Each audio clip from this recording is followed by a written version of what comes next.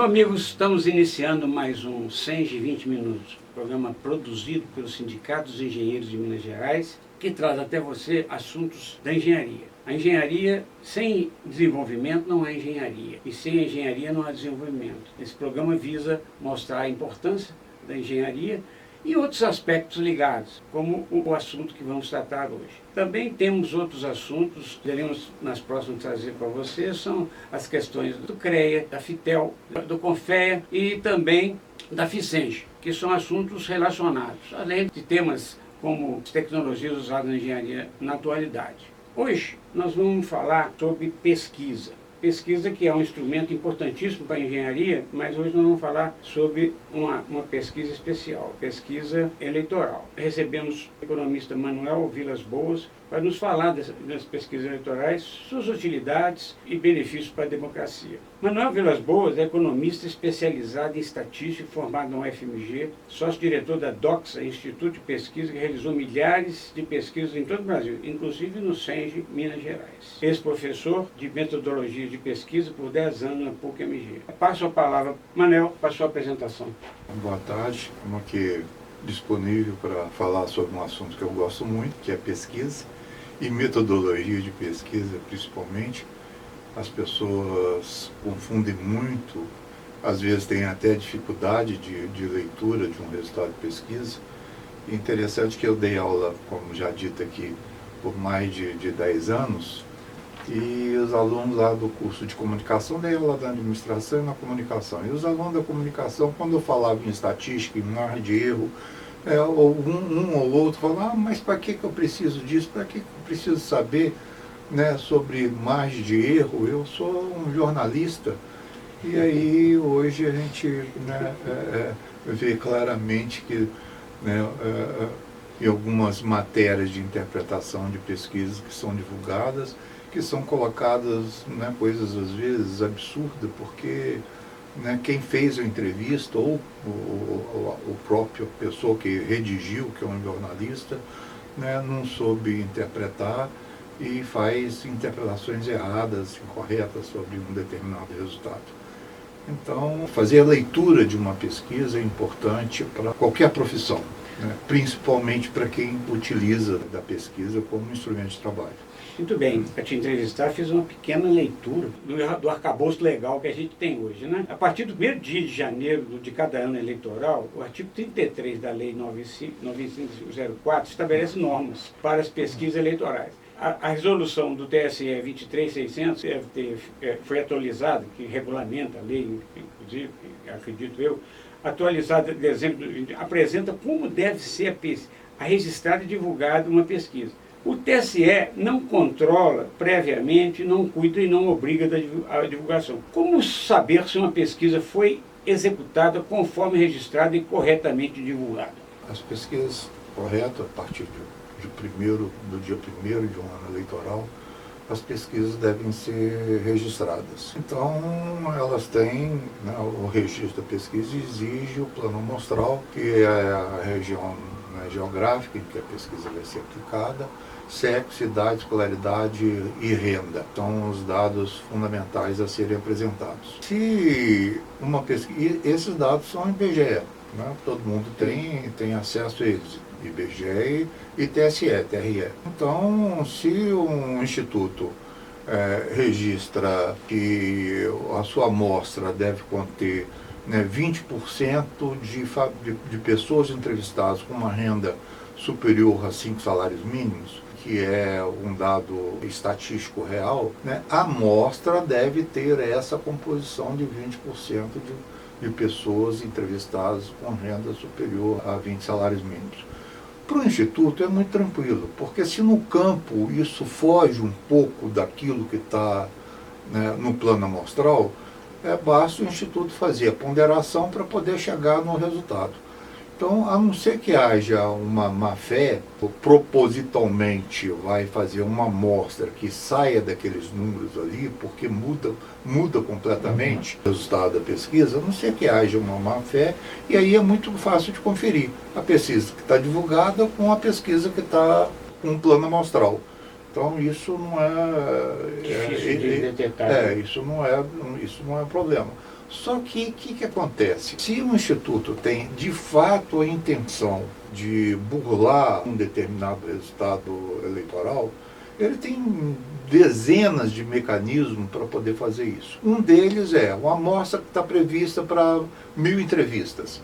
Então, o campo é realizado, em vez de 1.000, com 1.500, e dentro dessas 1.500 vai selecionar as 1.000 entrevistas que coincidem com o plano amostral, mas que, né, os resultados não são fiéis a... Não é aleatório, né? Não é aleatório, não são fiéis à realidade.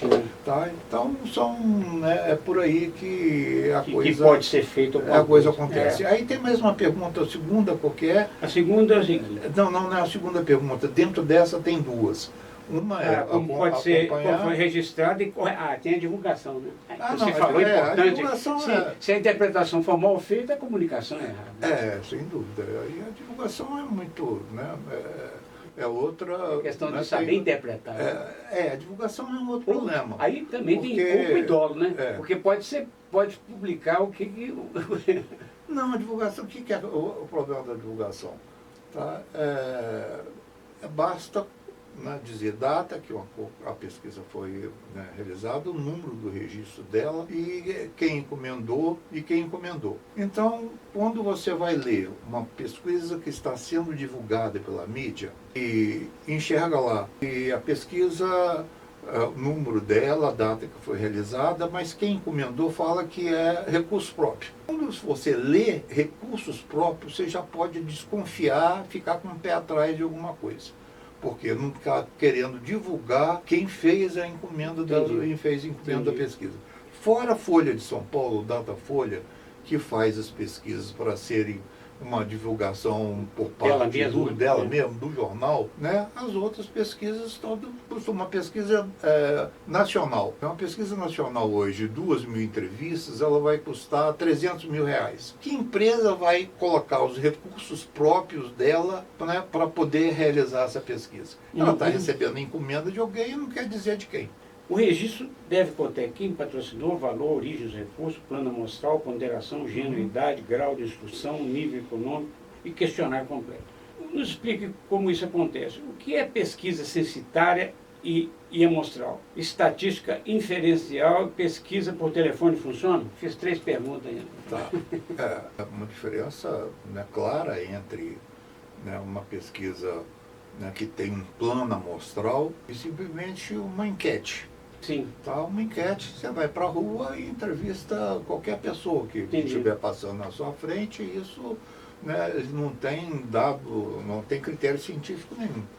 O que é a importância? Por que a pesquisa é representativa, 2.000 entrevistas é representativa de um país que tem 200 milhões de habitantes? É porque ela tem que ser uma cópia fiel, né, dessa distribuição que existe. Estratificação de classes, né? Por renda, por idade, por região. Uma pesquisa eleitoral no Brasil hoje. O Nordeste é completamente diferente, os resultados do Nordeste são completamente diferentes dos resultados do Sudeste e do Sul, né, em relação ao voto presidencial. Se o Instituto pesa a mão nas entrevistas do Nordeste, isso vai beneficiar determinado candidato. Sim. Tá? Se ele pesa a mão nas entrevistas realizadas no Sul, vai beneficiar um outro candidato diferente. Para ela ser correta, então, tem que estratificar conforme o peso eleitoral, né? Ela tem que ser claramente fiel, né, a proporcionalidade existente no conjunto da população. O que é estatística inferencial? Você fazer inferência com base em um determinado resultado. Então, se você pega, por exemplo, uma escola que quer calcular qual que é a média de altura dos seus alunos, você, em vez de fazer a medição de 2.000 alunos, você pode pegar uma amostra representativa desses 2.000, né, por idade, ou por sala de aula, por momento do curso que ele está fazendo. Você tira uma amostra e faz a inferência para 2.000, você chega na média. É maneira de fazer uma pesquisa não censitária, né? Exatamente. É a maneira de fazer uma pesquisa. é você divulgar resultados não censitários. Beleza. Eu tenho notado que a divulgação de certas pesquisas apresenta bom, ótimo e regular versus ruim e péssimo, sem contabilizar a opção regular na soma total, que naturalmente deveria ser a soma bom e ótimo com uma aprovação do governo. Eu pergunto para você. Em seguida, apresenta a aprovação do governo através da pergunta, não é mistura, não sei, eu sinto confusão nisso, sabe? Queria que você me explicasse. Bom e ótimo, ruim e péssimo, e esquece o... Porque o regular significa que o governo está dentro da... Ele devia ser aglutinado no bom e ótimo, não? Nós trabalhamos de uma maneira... Regular é alguém que responde em cima do muro.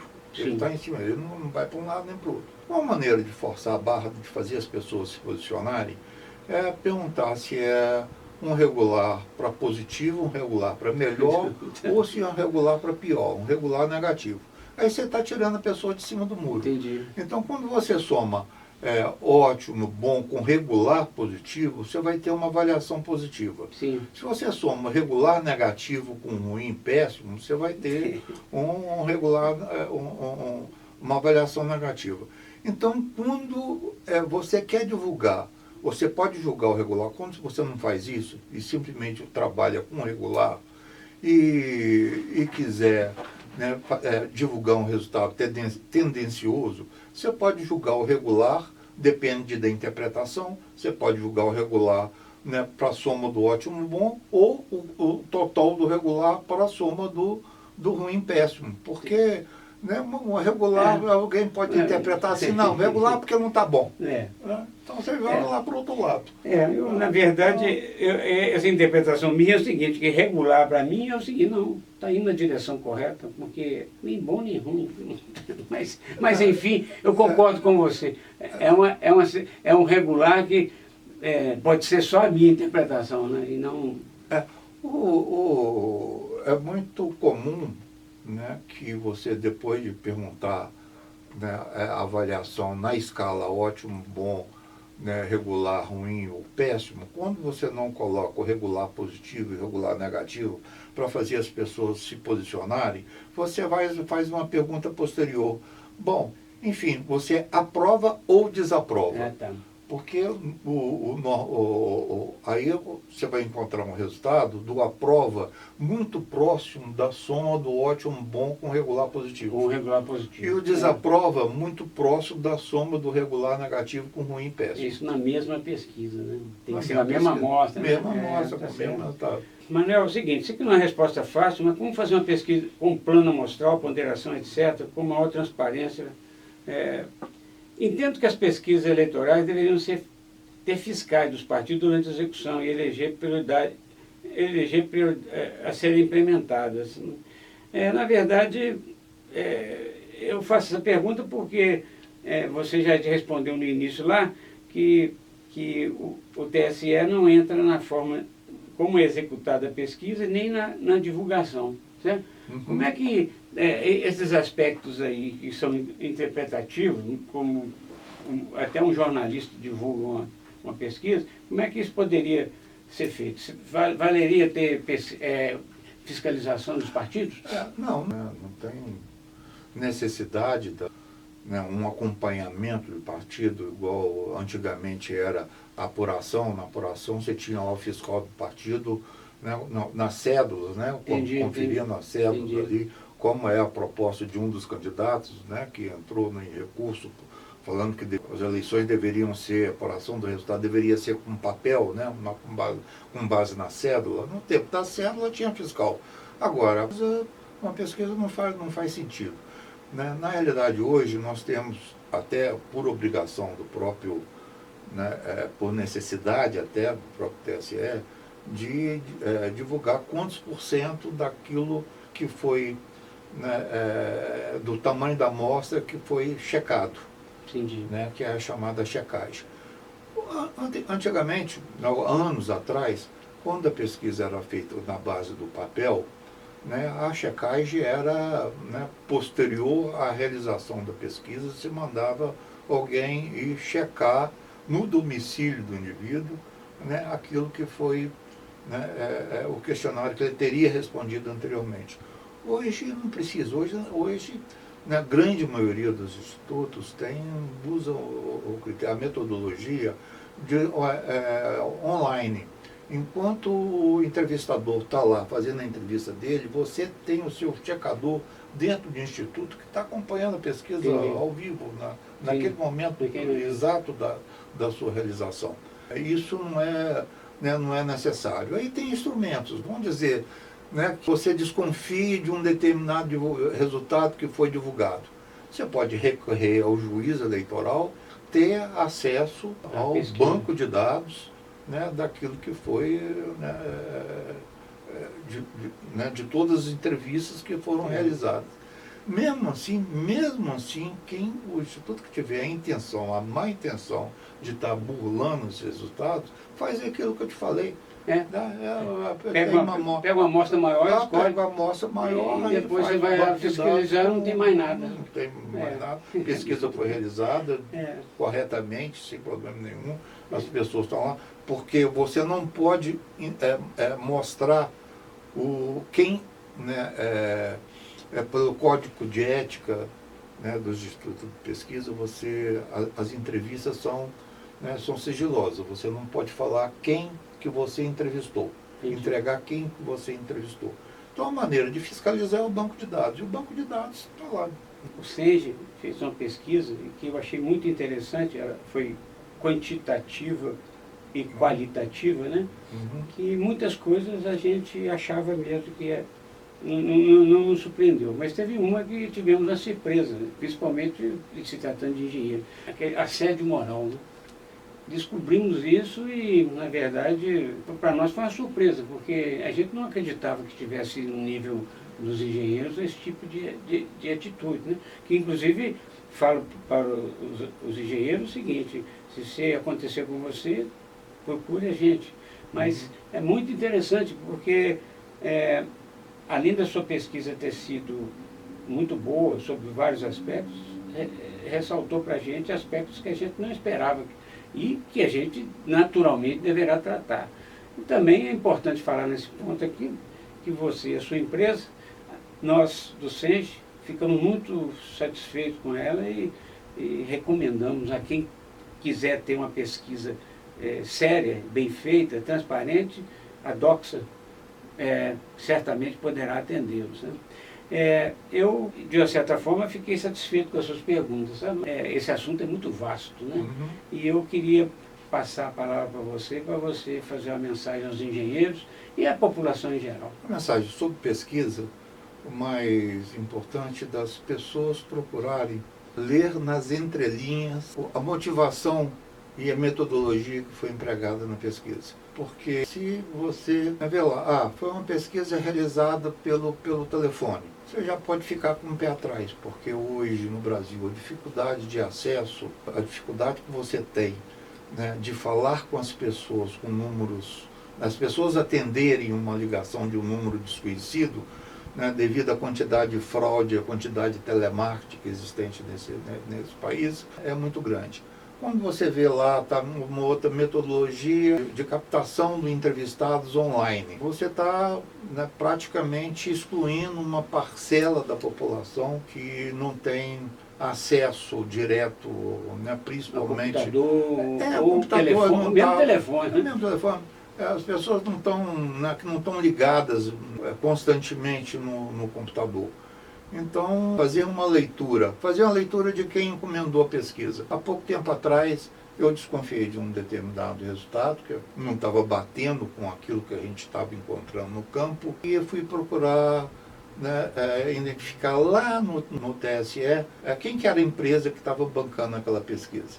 Eu vi que o valor era muito, né, inferior, um valor do custo normal, né, da pesquisa, e colocou uma agência de publicidade numa cidade que tem 5.000 habitantes, encomendando uma pesquisa estadual que custa um valor superior àquilo que estava sendo registrado. Então, são coisas assim que são importantes da gente verificar junto com, né, a leitura dos resultados de uma pesquisa eleitoral. Entendi. Então, esse é o recado principal. E quando você diz metodologia, metodologia é estatística, né? Uhum. É a maneira como foi realizada, né? Difere muito uma pesquisa domiciliar, em que o entrevistador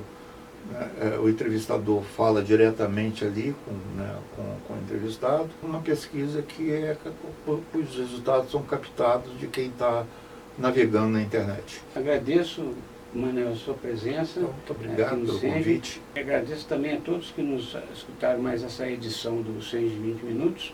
Siga a gente nas redes sociais. Obrigado.